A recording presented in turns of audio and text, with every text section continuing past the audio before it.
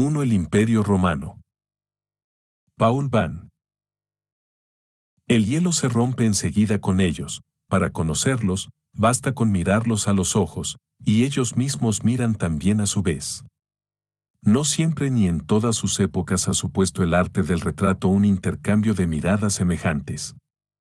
Este hombre y esta mujer son algo más que simples objetos, puesto que nos están viendo, pero no hacen nada para desafiarnos, ni por seducirnos, ni por convencernos o hacernos entrever alguna interioridad que no nos atreviésemos a juzgar. Más que descubrir los ojos del mundo, nuestra presencia resulta natural, y ellos se encuentran naturales a sí mismos, son lo mismo que somos nosotros, y las miradas se intercambian en un plano de igualdad y con análoga significación. Esta humanidad greco-romana ha sido clásica durante mucho tiempo, parecía natural, no parecía anticuada, no parecía mezquina. El padre de familia y su mujer no posan ni hacen mímica, su atuendo no hace alarde de signos sociales ni de símbolos políticos, el hábito no hace al monje, no hay decoración, ante este fondo neutro. El ser individual es el mismo y sería el mismo en cualquier otro sitio. Veracidad, universalidad, humanidad. La mujer ha puesto su elegancia en su peinado y no lleva joyas. En la actualidad, nos inclinamos a creer en la arbitrariedad de las costumbres, en el tiempo histórico y en la finitud. Para despertarnos del sueño humanista en que se hallan sumidos, basta un primer argumento, todavía exterior: este hombre y esta mujer eran lo bastante ricos como para hacerse pintar. Del mismo modo, solo en apariencia son dos seres individualizados. El retrato, que cualquiera tomaría por una instantánea, ha fijado, como el azar, su identidad en una edad canónica, aquella en la que ya se ha dejado de crecer y en la que aún no se ha comenzado a envejecer. No son dos seres de carne y hueso, captados en un momento cualquiera de sus vidas, sino los tipos individualizados de una sociedad que aspira a ser a la vez real e ideal. El instante coincide con una verdad sin edad y el individuo es en realidad una esencia. El marido y su mujer muestran los atributos menos dudosos y más personales de su superioridad social, no la bolsa o la espada, propios de la riqueza y el poder, sino un libro, unas tablillas para escribir y un punzón. Este ideal de cultura es natural. El libro y el punzón son para ellos visiblemente utensilios familiares, de los que no tienen por qué hacer ostentación. Y cosa bastante rara en el arte antiguo, que no gusta demasiado de gestos familiares, el hombre apoya con aire expectante el mentón sobre lo alto de su libro, en forma de rollo, mientras que ella se lleva meditativamente el punzón a sus labios, está buscando un verso, porque la poesía era también un arte femenino. Un Miguel Ángel amará los gestos autísticos, su Moisés se acaricia distraídamente la barba, que revelan en él la sombra de una duda o de un sueño. Pero aquí nadie sueña, meditan y están seguros de sí mismos, porque el gesto autístico prueba la intimidad de la cultura, no se trata de unos privilegiados, y si tienen libros es porque los aman. La sutileza y la naturalidad de estas bellas ficciones constituyen la grandeza del mundo greco-romano que vamos a visitar. ¿Burgueses o nobles? Elegantes. Si la amistad y el duelo tienen sus derechos, se me permitirá que dedique las páginas que siguen a la memoria de Michel Foucault, cuya fortaleza era tan grande que junto a él se experimentaba el placer que se siente cuando uno se encuentra junto a una montaña. Su muerte representa la pérdida de una fuente de energía. It is a strange courage. You give me, ancient star.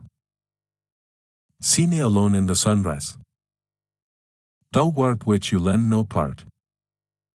Desde el vientre materno hasta el testamento. Aceptación o abandono. El nacimiento de un romano no se limitaba a ser un hecho biológico. Los recién nacidos no vienen al mundo, o mejor dicho, no son aceptados en la sociedad, sino en virtud de una decisión del jefe de familia, la anticoncepción, el aborto, la exposición de niños de origen extraconyugal y el infanticidio del hijo de una esclava eran, pues, prácticas usuales y perfectamente legales. No serían mal vistas, y más tarde ilegales, sino después de la difusión de la nueva moral que, para simplificar, se conoce como estoica. En Roma, no puede decirse que un ciudadano ha tenido un hijo, lo toma, lo acoge, tollere. El padre ejerce la prerrogativa, inmediatamente después de nacido su hijo, de levantarlo del suelo, donde lo ha depositado la comadrona, para tomarlo en sus brazos y manifestar así que lo reconoce y rehúsa exponerlo. La madre acaba de dar a luz, sentada, en una butaca especial, lejos de cualquier mirada masculina, o bien ha muerto durante la operación y ha habido que extraer el bebé de su vientre abierto, todo lo cual no sería suficiente para decidir sobre la venida al mundo de un vástago. La criatura que su padre no ha levantado se verá expuesta ante la puerta del domicilio o en algún basurero público, lo recogerá quien lo desee. Lo expondrán también si el padre, ausente, había ordenado a su mujer encinta que lo hiciera. Los griegos y los romanos sabían que una particularidad de egipcios, germanos y judíos consistía en criar a todos sus hijos y no exponer a ninguno. En Grecia se exponía con más frecuencia a las hembras que a los varones. El año 1 a.C., un heleno escribía en estos términos a su mujer: sí, toco madera. Llegas a tener un hijo, déjalo vivir, si es un chico, si es una niña, deshazte de ella. Pero no es en absoluto cierto que los romanos hayan tenido la misma parcialidad. Exponían o ahogaban a las criaturas malformadas, y no por cólera, sino por razón, como dice Séneca, hay que separar lo bueno de lo que no sirve para nada, así como también a los hijos de una hija suya que hubiera cometido una falta. Pero sobre todo, el abandono de hijos legítimos se debía a la miseria de unos y a la política matrimonial de otros. Los pobres abandonaban a los hijos que no podían criar, sin que faltaran otros pobres, en el sentido antiguo de este término, que hoy traduciríamos por clase media, que exponían a los suyos para no verlos echados a perder por una educación mediocre que los iba a hacer inaptos para la dignidad y las cualidades excelentes, según escribía Plutarco. La clase media, efectivamente, los simples notables, prefería por ambición familiar concentrar sus esfuerzos y sus recursos sobre un número reducido de descendientes. En las provincias orientales, los campesinos se repartían amigablemente los vástagos. Cierto matrimonio tenía 4 hijos, y con ellos había llegado al límite de bocas que podía alimentar. Le nacieron 3 más, y se los pasaron a familias amigas, que gustosamente acogieron a esos futuros trabajadores y los consideraron hijos suyos. Por su parte, los juristas no eran capaces de decidir si esos hijos tomados a cargo Treptoi eran libres o habían pasado a ser esclavos de quienes los criaban. Pero incluso los más ricos podían no querer un vástago no deseado si su nacimiento iba a perturbar disposiciones testamentarias ya adoptadas en lo referente al reparto de la sucesión. Había una norma de derecho que rezaba así: el nacimiento de un hijo o de una hija rompe el testamento sellado con anterioridad, salvo que el padre se resignara a desheredar de antemano al hijo que pudiera nacerle. Tal vez pareciera preferible no oír nunca hablar de él que tenerlo que desheredar. ¿Qué ocurría con los niños expuestos? Era infrecuente que sobrevivieran, escribe el pseudo Quintiliano, que hace una distinción: los ricos deseaban que la criatura no reapareciera jamás, mientras que los menesterosos, forzados únicamente por la pobreza, hacen cuanto pueden para que el recién nacido pueda verse aceptado. En ocasiones, la exposición no era más que un simulacro. La madre, a espaldas de su marido, confiaba su hijo a unos vecinos o a unos subordinados que lo criaban en secreto. Más tarde se convertía en un esclavo y eventualmente en un liberto de sus educadores. En casos rarísimos, el niño podía andando el tiempo hacer que se reconociera su nacimiento libre. Esa fue la historia de la esposa del emperador Vespasiano.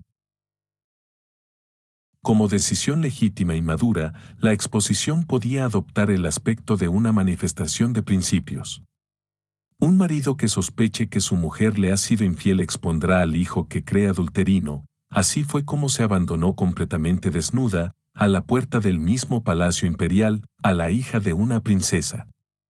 También podía ser una manifestación político-religiosa, con ocasión de la muerte de un príncipe muy querido, Germanicus, la plebe se manifestó en contra del gobierno de los dioses, apedreó sus templos y hubo padres que expusieron ostensiblemente a sus hijos como signo de protesta, tras el asesinato de Agripina por su hijo Nerón.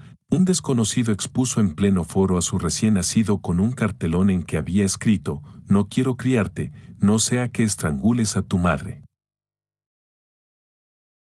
Y si la exposición era una decisión privada, ¿por qué no habría de serlo pública llegada la ocasión?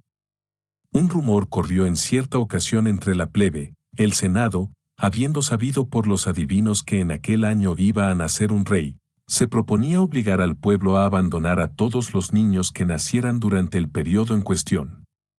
¿Cómo no pensar en este caso en la matanza de los inocentes, que, dicho sea de paso, es probablemente un hecho auténtico y no una leyenda?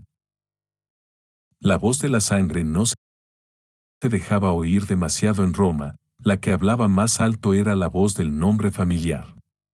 Por ejemplo, los bastardos adoptaban el nombre de su madre y no existía ni la legitimación ni el reconocimiento de la paternidad, olvidados por su padre. Los bastardos no jugaron prácticamente ningún papel social ni político en la aristocracia romana. Pero no sucedía lo mismo con los libertos, a veces ricos, poderosos y capaces en ocasiones de hacer llegar a sus hijos hasta el orden de los caballeros e incluso hasta el Senado. La oligarquía dirigente se reproducía mediante sus propios hijos legítimos lo mismo que mediante los hijos de sus antiguos esclavos. Porque los libertos tomaban como nombre de familia el del amo que los había liberado de la esclavitud, continuaban su estirpe. Es así como se explica en definitiva la frecuencia de las adopciones. El niño adoptado tomaba el nombre de familia de su nuevo padre. Natalidad y anticoncepción. Las adopciones y el ascenso social de algunos libertos compensaban la débil reproducción natural, porque la mentalidad romana era muy poco naturalista. Aborto y anticoncepción eran prácticas usuales, pero lo que falsea el cuadro descrito por los historiadores es que los romanos confundían bajo el nombre de aborto métodos quirúrgicos que nosotros mismos denominamos así y otros métodos que entre nosotros se llaman anticoncepción, porque en Roma carecía de importancia el momento biológico en que la madre se desembarazaba de un futuro hijo que no deseaba llegar a tener. Los moralistas más severos podían considerar a la madre responsable de la salvaguarda de su fruto, pero nunca pensaron en reconocer el derecho a vivir del feto. El recurso a métodos de anticoncepción está demostrado en todas las clases sociales. San Agustín habla como de algo normal de las uniones en que se evita la concepción y las condena, incluso entre esposos legítimos. Distingue entre anticoncepción, esterilización por medio de drogas y aborto, y condena a los tres por igual. Alfred Souby ha tenido la amabilidad de comunicarnos, de acuerdo con lo que hoy sabemos del poder multiplicador de la especie humana, la población del imperio tendría que haberse multiplicado mucho más y desbordado sus límites. ¿Qué procedimiento era el utilizado? Plauto, Cicerón y Ovidio hacen alusión a la costumbre pagana del lavado tras el acto, y un bajorrelieve descubierto en León muestra al portador de una palangana que se acerca a una pareja muy ocupada en el lecho. La costumbre, socolor de higiene, podría ser anticonceptiva. Tertuliano, polemista cristiano, considera que el esperma es ya un ser vivo, una vez emitido, y asimila la felación a la antropofagia, en consecuencia, en su velo de las vírgenes. Hace una alusión, oscura a fuerza de obscena truculencia, a las falsas vírgenes cuya preñez equivale a un parto. Paradójicamente, lanzan al mundo hijos exactamente iguales a su padre y, al hacerlo así, los matan. Alusión a un diafragma o pesario. Y San Jerónimo, en la carta 22, habla de aquellas muchachas que experimentan de antemano su esterilidad y matan al ser humano antes incluso de engendrarlo, alusión a una droga espermaticida. En lo referente al ciclo menstrual, el médico Sourano sostenía, sobre la base de reflexiones teóricas, que las mujeres conciben exactamente antes o inmediatamente después de la regla, doctrina que se mantuvo felizmente esotérica. Todos estos procedimientos corren por cuenta de la mujer, no hay ninguna alusión al coitus interruptus. ¿Cuántos hijos tienen? La ley otorgaba a las madres de 3 hijos un privilegio por haber cumplido con su deber, y este número parece haberse considerado canónico. Es difícil interpretar con seguridad las indicaciones de los epitafios. En cambio, los textos hablan de familias de 3 hijos con particular frecuencia. Lo hacen como en un sentido proverbial. ¿Se propone un epigramatista culpar a la mujer que, por avaricia, hace pasar hambre a sus hijos? Pues escribirá, a sus 3 hijos. Exclamará a su vez un predicador estoico, se piensa haber hecho ya mucho porque se ha introducido en este mundo, para asegurar la perpetuación de la raza, 2 o 3 desagradables críos. Semejante maltusianismo no era sino una estrategia dinástica, como le dice Plinio a uno de sus corresponsales, en cuanto se tiene más de un hijo hay que pensar en dar con un yerno o una nuera adinerados para el segundo. Porque lo que no se quería era dividir las sucesiones. Aunque también es cierto que la moral tradicional, por su parte, había ignorado semejantes cálculos y seguía siendo aún, en tiempos del propio Plinio, la moral de algunos padres de familia a la antigua usanza, que no dejaban en barbecho la fecundidad de sus esposas, por más que en nuestra época piense la mayoría que un único hijo constituye ya un pesado lastre y que resulta ventajoso no cargarse de descendencia. Cambiaron tal vez las cosas a medida que se aproximaba el final del siglo. 2. ¿Cuándo se instalaron la moral estoica y la cristiana? El orador Frontón, maestro de Marco Aurelio, había perdido 5 hijos a causa de la mortalidad juvenil, debió de tener bastantes más. El mismo Marco Aurelio tuvo 9, entre hijos e hijas. Después de 3 siglos renacía la edad de oro en que Cornelia, madre de los Gracchus y mujer ejemplar, había dado a la patria 12 hijos. Educación. Apenas venido al mundo el recién nacido, niño o niña, se le confiaba a una nodriza. Había pasado la época en que las madres criaban a sus hijos ellas mismas. Pero la nodriza hace mucho más que amamantar. La educación de los chavales, hasta la pubertad, le está confiada a ella y a un pedagogo, llamado también criador, nutritor, tropeus. Encargado de su buena educación, el de Marco Aurelio le había enseñado a cuidarse de su persona con sus propias manos y a no aficionarse a las carreras del circo. Los niños viven con ellos, toman con ellos sus comidas, pero cenan con sus padres y los invitados de estos ya que la comida de la noche tenía algo de ceremonial. Tanto el ama de cría como el pedagogo contaron siempre mucho. Marco Aurelio hablará con la piedad conveniente de su padre natural, de su padre adoptivo y de su criador, y el emperador Claudio conservará un rencor duradero hacia su pedagogo, que abusaba de los azotes. Cuando una muchacha se casa, su madre y su ama van juntas, la noche de bodas, a dar los últimos consejos al joven esposo. Pedagogo, nodriza y hermano de leche son una bicefamilia, con libertad para todas las indulgencias y aun complacencias, que puede pasar por alto las leyes del mundo. En el asesinato de su madre, Nerón tendrá por cómplice a su criador, y cuando todos lo abandonen, empujado a la muerte por sus subordinados en rebeldía, su nodriza será la única que lo consuele, y ella será quien lo amortaje después de su suicidio, con la ayuda de su concubina Acté. A pesar de lo cual, Nerón se había portado severamente con su hermano de leche, con quien debiera haber tenido alguna piedad. Un filósofo estoico pronunció un día un sermón sobre el amor a la familia, explicó que este amor corresponde a la naturaleza, que es también la razón, y por eso mismo los hijos amaban a su madre, a su ama de cría y a su pedagogo. Tratándose de buenas casas, la bicefamilia vive sanamente en el campo, lejos de las tentaciones, bajo la dirección de alguna mujer de la parentela, vieja y severa. A sus virtudes experimentadas y seguras se les confiaba toda la progenitura de una misma casa. Ella era quien reglamentaba los estudios y los deberes de los niños, así como sus juegos y sus distracciones. César y Augusto fueron educados así. El futuro emperador Vespasiano fue educado bajo la dirección de su abuela paterna en sus tierras de Cosa, a pesar de que vivía su madre.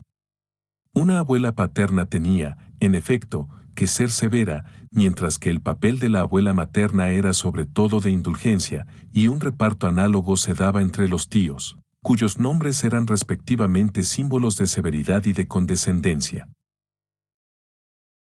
Pudiendo ser la realidad de una educación bastante diferente de la autosatisfacción de los educadores, he aquí un profesor romano que nos presenta la otra cara de la cuestión. Si bien es cierto que habla con una particular severidad, como lo exigía su profesión, en Roma, los filósofos y también a veces los profesores de retórica ocupan en la sociedad un lugar aparte, un poco como los sacerdotes entre nosotros. En su opinión, el niño, que se supone recibe educación en casa de sus padres, no recibe de su entorno sino lecciones de molicie. Su indumentaria de niño es tan lujosa como la de los adultos y se desplaza igual que ellos en silla de manos. Sus padres se extasían con sus salidas infantiles más descaradas. Escucha en la mesa bromas atrevidas y canciones frívolas, y se da cuenta de la presencia en la casa de concubinas y favoritos. Ahora bien, más adelante podremos ver que en Roma los espíritus se hallaban impregnados de una doctrina de sentido común que condenaba por pervertido y decadente el mundo tal como iba. Se pensaba, por otra parte, que la moralidad consistía no tanto en el amor de la virtud o en su práctica habitual, cuanto en la energía suficiente para resistir al vicio. La clave de bóveda del individuo era, por tanto, una fuerza de resistencia.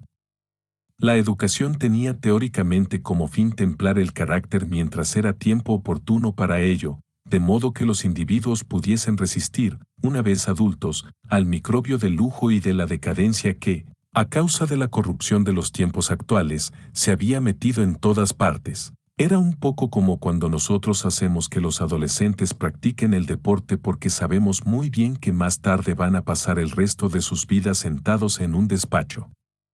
Pues bien, en la práctica, lo contrario de la molicie es la actividad, la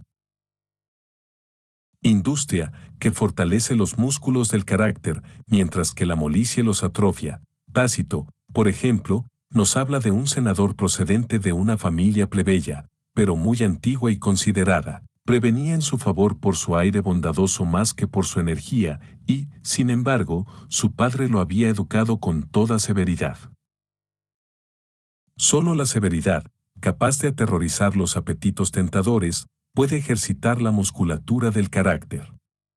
Por eso, dice Séneca, los padres hacen que el carácter todavía dúctil de los niños aprenda a soportar lo que le beneficiará. Por más que lloren y pataleen, se les faja estrechamente, no sea que su cuerpo aún inmaduro se deforme, en vez de desarrollarse correctamente, y luego se les inculca la cultura propia de los hombres libres, incluso con el recurso al miedo, si es que la rechazan. Semejante severidad corresponde al papel del padre, mientras que es propia de la madre la blandura. Un niño bien educado solo dirige la palabra a su padre llamándolo Señor, domine. Los advenedizos solían imitar enseguida esta costumbre aristocrática. La distancia entre padres e hijos era enorme. El profesor de retórica que hemos citado con anterioridad había perdido un hijo de 10 años al que adoraba y que, según nos cuenta, le prefería a sus nodrizas y a la abuela que le educaba. A este hijo le aguardaba una espléndida carrera en la elocuencia judicial, un género de elocuencia que constituía entonces la parte más brillante, mundana y agitada de la vida literaria. Algo así como el teatro entre nosotros, las excepcionales dotes del muchacho justificaban el duelo público del padre. Como es sabido, el presunto instinto materno o paternal mezcla casos individuales de amor de elección, que no tiene mayores ni menores probabilidades de producirse entre padre e hijo que entre dos individuos cualesquiera reunidos por los avatares de la existencia, y casos, sin duda más numerosos, De sentimiento parental inducido por la moral vigente, esta última enseñaba a los padres a amar a sus hijos como a los continuadores del nombre familiar y del prestigio de la estirpe. Sin vanos enternecimientos. Aunque se consideraba legítimo el llanto por la ruina de las esperanzas familiares. Adopción. Nuestro profesor tenía además otra razón para llorar a su hijo predilecto, un gran personaje, un cónsul, acababa de adoptar a este, lo que le prometía al niño una carrera pública brillante. La frecuencia de las adopciones, en efecto, es otro ejemplo del escaso sentimiento natural de la familia romana. Hay dos medios de tener hijos, engendrarlos mediante una boda adecuada o adoptarlos. Este podía ser un medio de impedir la extinción de una estirpe, así como también de adquirir la cualidad de padre de familia, exigida por la ley a los candidatos a los honores públicos y al gobierno de las provincias, del mismo modo que el testador convertía en su continuador al que instituía como heredero. Cuando se adoptaba a un muchacho bien escogido, se elegía a un sucesor digno de uno mismo. El futuro emperador Galbe se ha quedado viudo, y sus dos hijos están muertos. Desde hacía mucho tiempo había reparado en los méritos de un joven noble llamado Pisón, pues bien, en el testamento que redacta lo instituye su heredero, y luego acabará adoptándolo. También era posible, como hizo Herodes Átiques, adoptar aunque se tuviera hijos vivos. Los textos históricos hablan de la existencia de una adopción por testamento, pero no aparecen sus huellas en los textos jurídicos. El caso más sugestivo de herencia combinada con adopción es el de un cierto Octavio, quien, convertido en hijo y heredero de César, acabará siendo un día el emperador Octavio Augusto. En otras ocasiones, la adopción era, igual que el matrimonio, un medio para poner en orden el movimiento patrimonial. Un suegro que aprecia en su yerno la deferencia de que da pruebas con respecto a él, lo adopta cuando éste, una vez huérfano, entra en posesión de una herencia. He aquí al suegro convertido en dueño de esta herencia, puesto que ha puesto a su yerno bajo su potestad, a título de hijo. En contrapartida, ayudará a este hijo adoptivo a hacer una excelente carrera en el Senado. De este modo la adopción regula las carreras. Estos hijos a los que se mueve de un lado para otro como peones sobre el tablero de la riqueza y del poder no son unos pequeños seres a los que se quiere y mima. Estos cuidados quedan para el ámbito doméstico. El niño ha aprendido a hablar de labios de su ama de cría. En las casas acomodadas, esta ama era una griega, a fin de que el pequeño aprendiera desde la cuna la lengua de la cultura. El pedagogo, a su vez, es el encargado de enseñarle a leer. Escuela. ¿Era la alfabetización un privilegio de la clase alta? 3 puntos claros se desprenden de los papiros de Egipto. Había iletrados que tenían que acudir a otros para que les sostuvieran la pluma, había gentes del pueblo que sabían escribir, y había textos literarios, ya clásicos, en los más ínfimos villorrios. Aquella cultura, simplemente, de la que el mundo antiguo estaba tan orgulloso. Los libros de los poetas en boga llegan enseguida a todas partes, hasta el fin del mundo, hasta León. Por lo demás, habría que establecer muchas matizaciones, como las que los historiadores del antiguo régimen conocen tan bien. En una novela nos encontramos con un antiguo esclavo muy orgulloso porque sabe leer las letras mayúsculas, lo que quiere decir que no podía leer la letra cursiva de los libros, así como de los papeles privados y los documentos, pero que sí entendía los rótulos de las tiendas o de los templos y los anuncios sobre elecciones o espectáculos, sobre alquileres y subastas, sin olvidar los epitafios.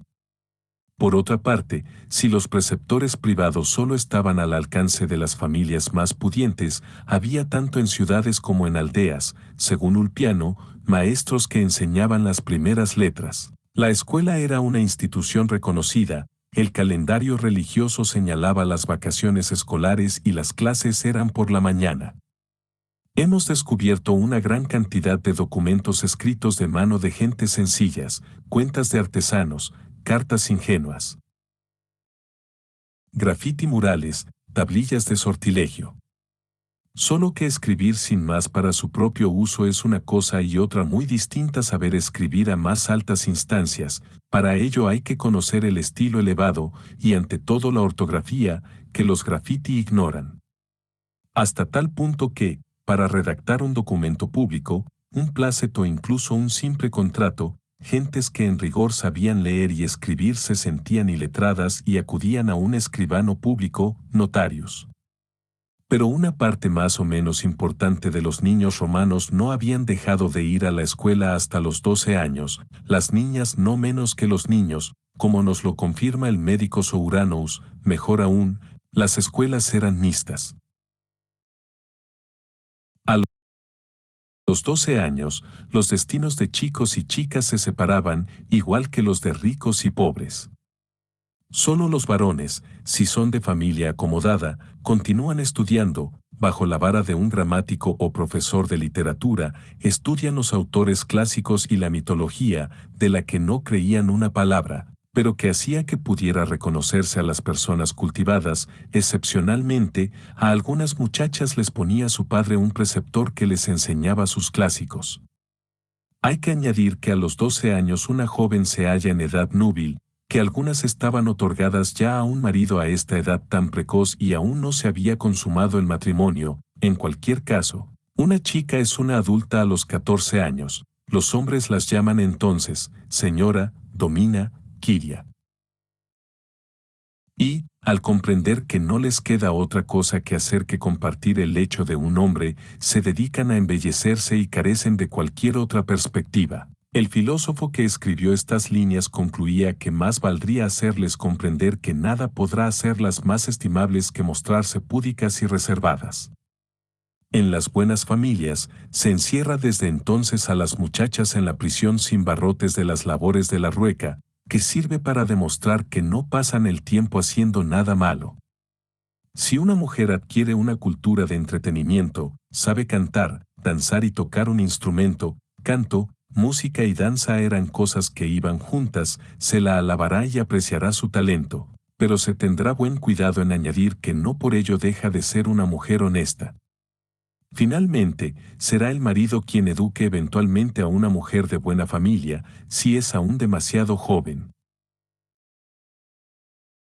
Un amigo de Plinio tenía una esposa cuyo talento epistolar era muy encomiado, o era el marido el autor verdadero de sus cartas, o había sabido formar el hermoso talento de aquella joven que había llevado de la virginidad al matrimonio, y en consecuencia era él el creador de aquel talento.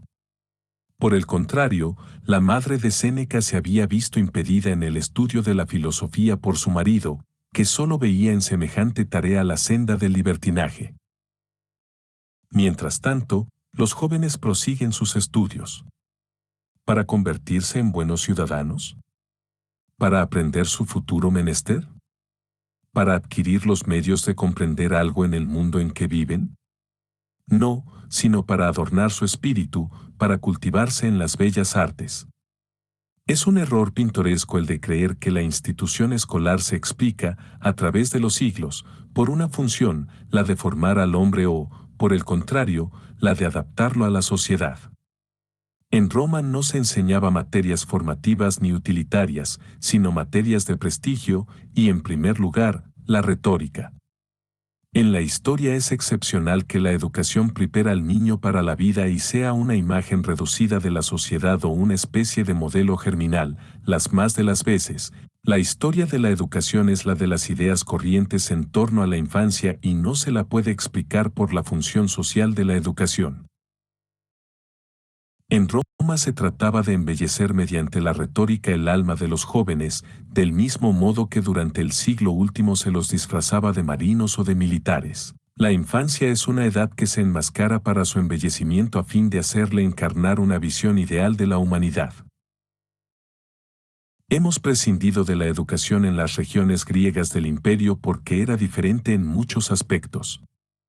En este terreno hay que creer a Nilsson, mientras que la escuela romana es un producto de importación y, como tal, se mantiene separada de la calle, de la actividad política y religiosa, la escuela griega formaba parte de la vida pública. Tenía como escenario la palestra y el gimnasio, ya que el gimnasio era una segunda plaza pública a la que todo el mundo tenía acceso y donde no era gimnasia todo lo que se hacía.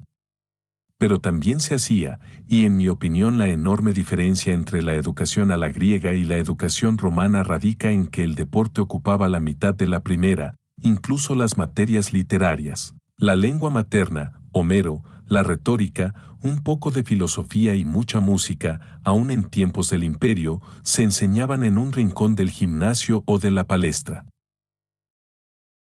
A esta enseñanza, que se prolongaba hasta los 16 años, le seguían luego sin interrupción 1 o 2 años más con el mismo programa, durante los cuales se consideraba todavía al muchacho como un efebo. Aparte de su carácter público, la música y la gimnasia, había aún otra diferencia. Ningún romano de buena cuna puede tenerse por cultivado si no ha habido un preceptor que le haya enseñado la lengua y la literatura griegas, mientras que los griegos más cultivados no se tomaban en serio el conocimiento del latín y se permitían ignorar a Cicerón y a Virgilio sin que faltaran excepciones individuales, como es el caso del funcionario Appiano. Los intelectuales griegos que, como los italianos del siglo XVI, iban al extranjero a alquilar sus talentos, ejercían de la manera más natural en griego sus saberes médicos o filosóficos, en la que era la lengua de aquellas ciencias, y en Roma aprendían a chapurrear un poco de latín.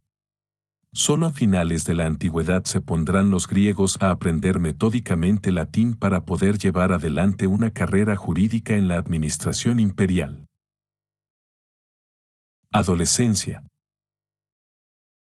A los 12 años, el niño romano de buena familia abandona la enseñanza elemental, a los 14, deja su indumentaria infantil y adquiere el derecho a hacer lo que todo muchacho anhela, a los 16 o 17, puede optar por la carrera pública o entrar en el ejército, no de otra manera que Stendhal se decidió a los 16 por ser húsar. No existe mayoría de edad legal, ni edad de la mayoría legal, no se habla de menores, sino solamente de impúberes, que dejan de serlo cuando su padre o su tutor advierten que están ya en edad de usar el atuendo adulto y de afeitarse el bozo incipiente. Aquí tenemos al hijo de un senador, a los 16 años cumplidos, es caballero, a los 17, desempeña su primer cargo público, se ocupa de la policía de Roma, hace ejecutar a los condenados a muerte, dirige la moneda, su carrera ya no se detendrá, llegará a ser general, juez, senador. ¿Dónde lo ha aprendido todo? En el Tajo.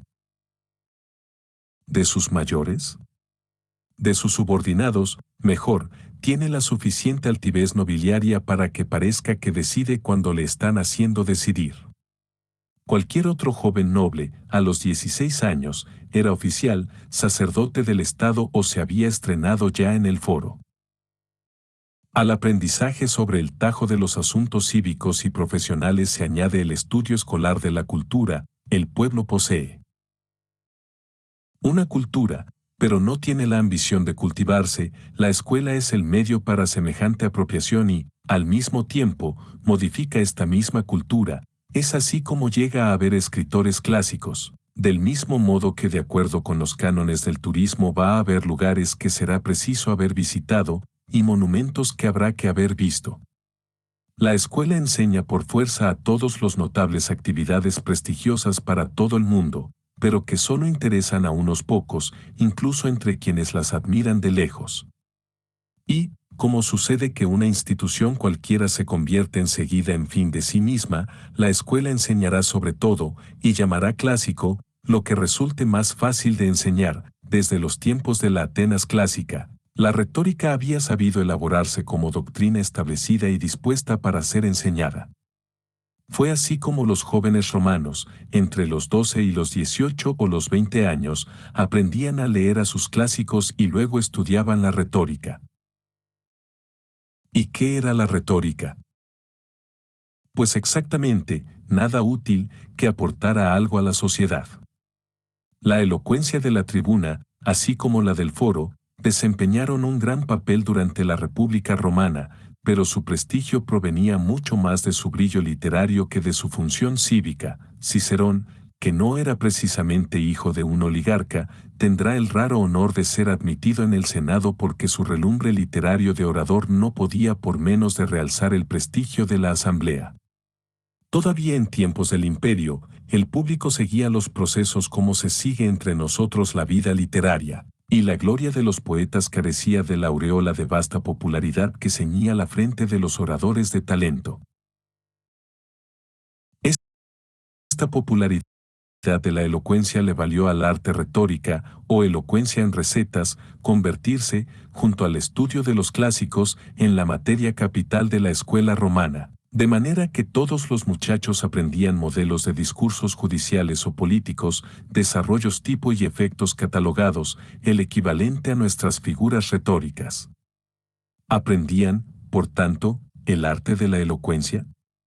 No, porque muy pronto la retórica, como se la enseñaba en la escuela, se convirtió en un arte aparte, mediante el conocimiento de sus propias reglas.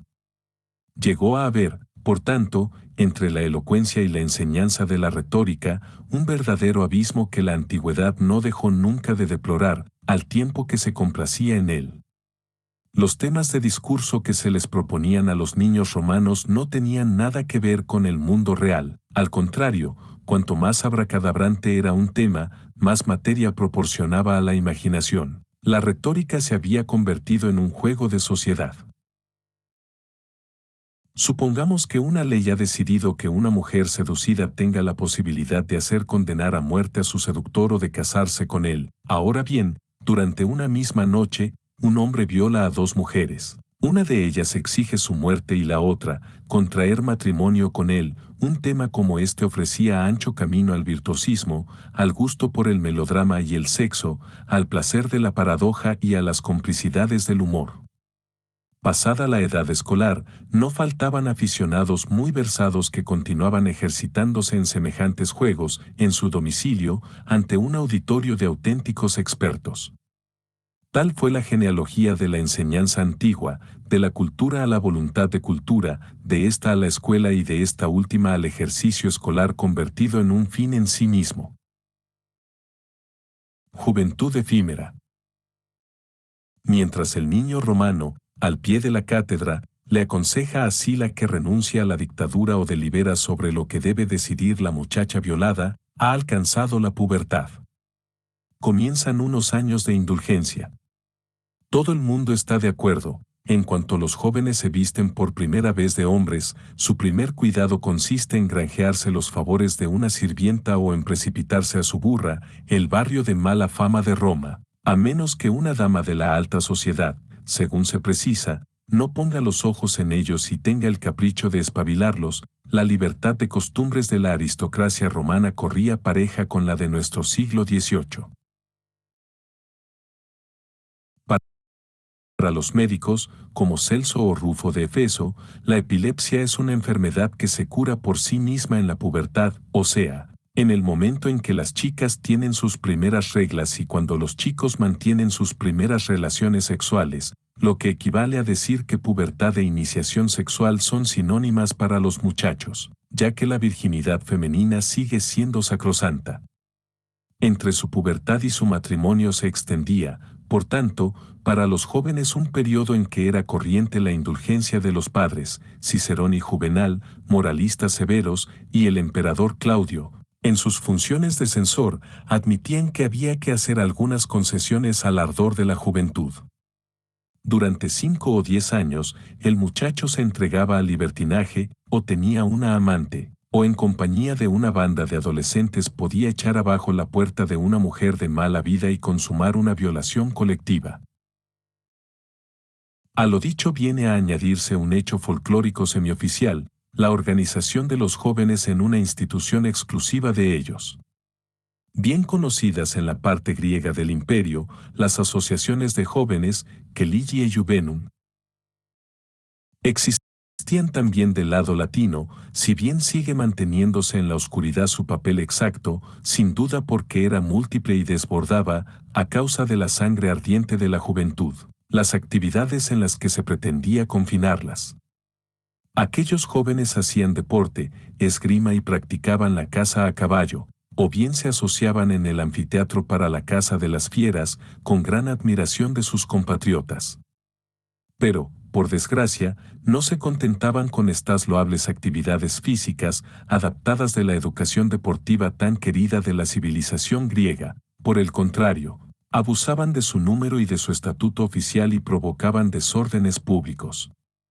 En Roma, un privilegio reconocido desde siempre a la juventud dorada le permitía recorrer en pandillas las calles durante la noche, zurrar al burgués, sobar a la burguesa y causar estropicios en las tiendas. Tampoco el joven Nerón se privó de estas prácticas hasta el punto de que en una ocasión se vio molido a palos por un senador al que la banda había atacado y que no tuvo tiempo de reconocer al emperador entre sus agresores. Las asociaciones de jóvenes parecen haber reivindicado para sí este derecho folclórico. Regresa de cenar lo antes posible, porque hay una banda sobreexcitada de muchachos de las mejores familias que saquea la ciudad, se lee en una novela latina. Eran los mismos jóvenes que hacían de claque y de hinchas de los equipos de gladiadores y de cocheros entre los que se repartían las preferencias del público, cuya pasión deportiva podía llegar hasta batallas en toda regla.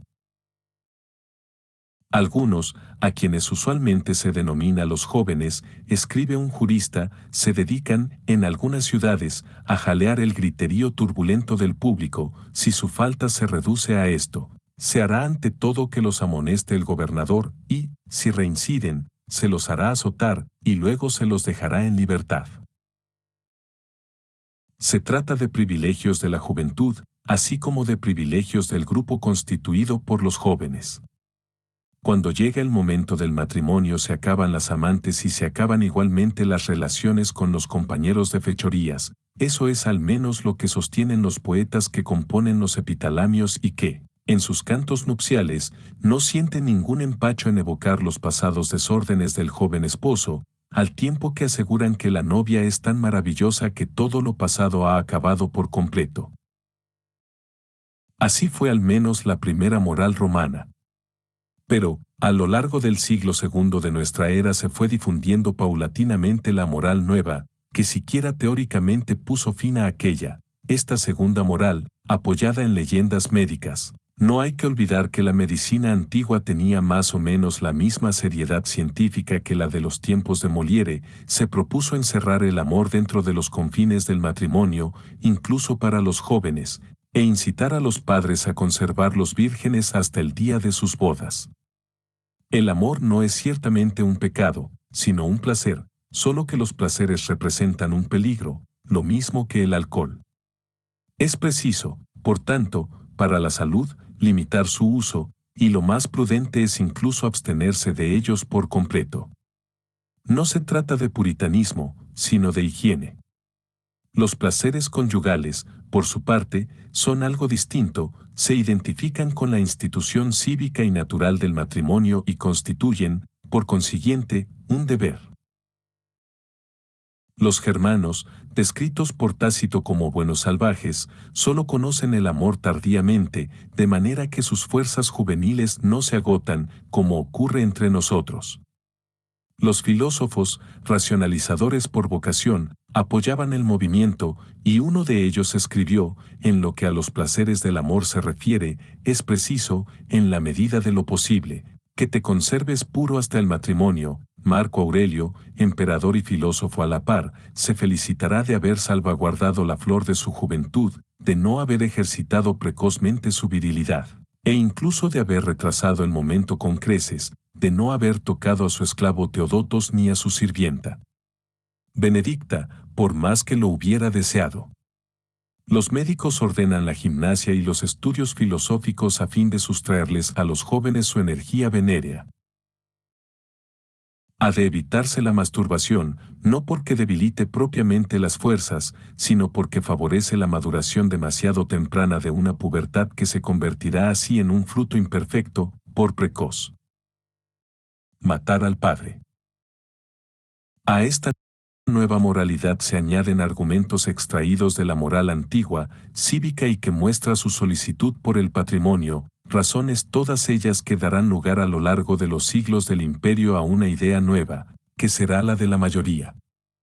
El tránsito a la edad adulta no será ya simplemente un hecho físico reconocido por el derecho consuetudinario, sino una ficción jurídica, se pasa de impúber a menor legal.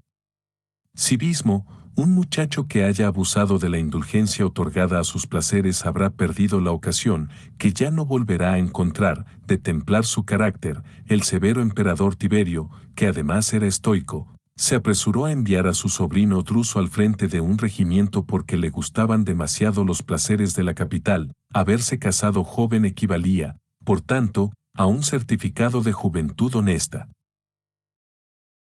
Los juristas se habían preocupado desde siempre mucho más del patrimonio que de la moral. En efecto, un chaval de 14 años, como la herencia paterna se haga esperar, pedirá dinero en préstamo para pagar sus placeres, puesto que tiene capacidad jurídica para ello, y devorará de antemano su patrimonio. Los usureros, que en Roma quiere decir todo el mundo, pondrán gran empeño en hacerse con créditos de jóvenes que acaban de vestirse la toga viril, pero que siguen viviendo aún bajo la ruda autoridad paterna. Entonces se promulgaron algunas leyes, renovadas con frecuencia, según las cuales quienes prestaran dinero a hijos de familia perderían el derecho de exigir sus créditos, incluso después de la muerte del padre. Nadie podría recibir dinero en préstamo antes de haber cumplido 25 años. Pero cabían eventualmente otras soluciones. Un abuelo o un tío paterno podían mantener contra su voluntad a un muchacho huérfano bajo la autoridad de su pedagogo, si es que éste daba muestras de ser capaz de ejercerla. Pero no dejaba de ser válido el principio de que todo joven púber, si era huérfano de padre, se convertía en su propio dueño. Cuenta Quintiliano, sin excesivos aspavientos, que un joven noble de 18 años, antes de morir en la flor de la edad, tuvo aún tiempo para nombrar heredera a su amante. Llegamos así a una cuestión que parece importante, y lo es segaramente, una particularidad del derecho romano, que llamaba la atención a los griegos, era que, púber o no, casado o no, un muchacho permanecía bajo la autoridad de su padre y no se convertía en romano con todos los derechos, padre de familia a su vez, más que a la muerte de éste. Más aún, su padre era su juez natural y podía condenarlo incluso a muerte mediante sentencia privada. Por otra parte, la capacidad del testador era prácticamente indefinida y el padre podía desheredar a sus hijos. Consecuencia, un joven de 18 años, con tal de ser huérfano, podía instituir heredera a su buena amiga, mientras que un hombre maduro no podía ejercer ningún acto jurídico por propia autoridad si su padre vivía aún. Cuando se trata de un hijo de familia, escribe un jurista, las dignidades públicas no intervienen para nada, aunque fuese cónsul, no tendría derecho a pedir dinero en préstamo. Esta era la teoría, ¿y la práctica? Moralmente, era peor. Es indudable que jurídicamente la potestad paterna resultaba más suave. No todo el mundo deshereda a sus hijos y, para hacerlo, lo primero que se necesita es no morir intestado. El hijo privado de la sucesión puede tratar de conseguir que los tribunales anulen el testamento. En cualquier caso, solo se le puede desheredar en 3/4. En cuanto a la condena a muerte por sentencia paterna, que juega un papel muy importante en la imaginación romana, los últimos ejemplos datan del tiempo de Augusto y suscitaron la indignación pública. Sigue siendo cierto que un hijo no tiene fortuna propia y que cuanto gane o reciba en herencia pertenece a su padre. Si bien éste puede adjudicarle un determinado capital, el peculio del que podrá disponer a su albedrío. Además de que el padre puede decidir, simplemente, emanciparlo. El hijo tenía por ello buenas razones para esperar y medios de actuación. Pero tales medios no son sino expedientes y tales esperanzas representan otros tantos riesgos. Psicológicamente, la situación de un adulto cuyo padre viva resulta insoportable. No puede mover un dedo sin el consentimiento paterno, ni cerrar un contrato, ni liberar a un esclavo, ni testar. Solo es dueño, a título precario, de su peculio, exactamente igual que un esclavo. Y a semejantes humillaciones venía a añadirse el riesgo de verse desheredado, que era muy real. Ojeemos la correspondencia de Plinio. Fulano ha instituido a su hermano heredero universal en detrimento de su propia hija. Mengana ha desheredado a su hijo, Sutano, desheredado por su padre. La opinión pública, tan poderosa en su influencia sobre los espíritus de la clase elevada, como puede comprobarse, no reprobaba semejantes comportamientos automáticamente, matizaba. Tu madre ha tenido una buena razón para desheredarte, escribía el mismo Plinio. Por lo demás, es cosa bien sabida cómo funcionaba la demografía de cualquier sociedad antes de Pasteur. La mortalidad multiplicaba los viudos, las viudas, el número de las mujeres que morían de parto y las segundas nupcias. Y como el padre tenía libertad casi completa para testar, los hijos del primer matrimonio temían a una madrastra. Una última servidumbre, el hijo no puede hacer carrera sin el consentimiento del padre. Podrá desde luego conseguir que lo nombren senador, si es noble, y, si no pasa de notable, llegar a ser al menos senador del consejo de su ciudad. Pero ¿cómo pagar los considerables gastos a los que obligarán semejantes honores en unos tiempos en los que un hombre público solo hacía carrera gracias al pan y al circo? De modo que solo se le ocurrirá tratar de convertirse en senador o en consejero por orden de su padre, que será quien corra con los gastos necesarios a costa del patrimonio familiar.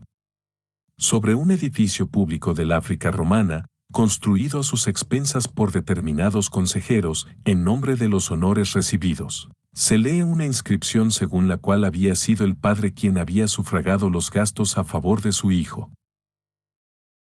Como consecuencia de todo ello, era el padre quien decidía soberanamente entre sus hijos. El número de plazas en el Senado y en los consejos de las ciudades era limitado, y eran pocas las familias que podían aspirar a que ingresara en ellos más de un hijo, y además, los gastos eran considerables. El hijo que fuese a tener el costoso honor de hacer carrera sería el que su padre escogiera, y no se dejaba de exaltar el sacrificio de los otros, felices de dejar el puesto a su hermano. Precisemos que no existía el derecho de primogenitura, en cambio, la costumbre aleccionaba a los más jóvenes a inclinarse ante la prioridad del mayor. Testamento. La muerte del padre anunciaba, por tanto, a los hijos la herencia, salvo en caso de mala suerte, y, de cualquier manera, el fin de una especie de esclavitud. Los hijos se convertían en adultos, y la hija, si no estaba aún casada o se había divorciado, pasaba a ser una heredera, libre de contraer matrimonio con quien quisiera, puesto que su consentimiento para el matrimonio, requerido por el derecho, era a la vez un presupuesto del mismo derecho, por lo que la hija lo único que tenía que hacer era obedecer a su padre. Pero seguía siendo necesario que la heredera no volviese a caer bajo otra autoridad, la de su tío paterno. Este severo personaje pretenderá prohibirle los amantes secretos y la mantendrá ocupada en las labores forzadas de la rueca y del uso. El poeta Horacio la compadecía por ello tiernamente. No hay por ello de qué sorprenderse ante la obsesión por el parricidio y su relativa frecuencia. Era un enorme crimen explicable con buenas razones y no un prodigio freudiano. Durante las guerras civiles y sus proscripciones, cuenta Bellello, tiempos en los que abundaban las denuncias, no hubo lealtad comparable con la de las esposas, la de los libertos fue mediana, la de los esclavos brilló por su ausencia y la de los hijos fue igual a cero, hasta tal punto resulta difícilmente soportable la dilación de una esperanza. Los únicos romanos que son personas con plenos derechos resultan serlo, por tanto, los ciudadanos libres que, huérfanos o emancipados, son padres de familia, lo mismo si están casados que si no, y poseen un patrimonio. El puesto de padre de familia es algo aparte en la moral vigente, lo dice Aulo Gelio, que menciona la discusión siguiente: ¿es preciso obedecer siempre a su padre? Algunos responden, sí, siempre. ¿Y si tu padre te ordenara traicionar a la patria? Otros responden con sutileza que en realidad no se le obedece nunca, puesto que a quien se obedece es a la moral, cuyas órdenes el padre expresa.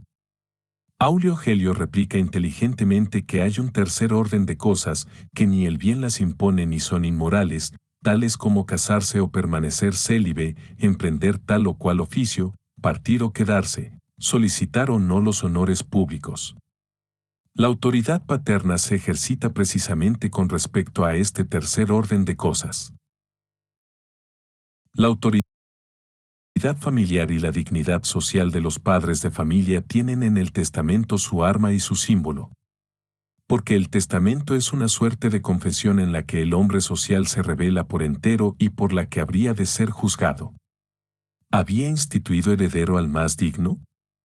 ¿Había legado algo a todos sus fieles? ¿Hablaba de su mujer en términos que habrían de ser para ella un certificado de buena esposa?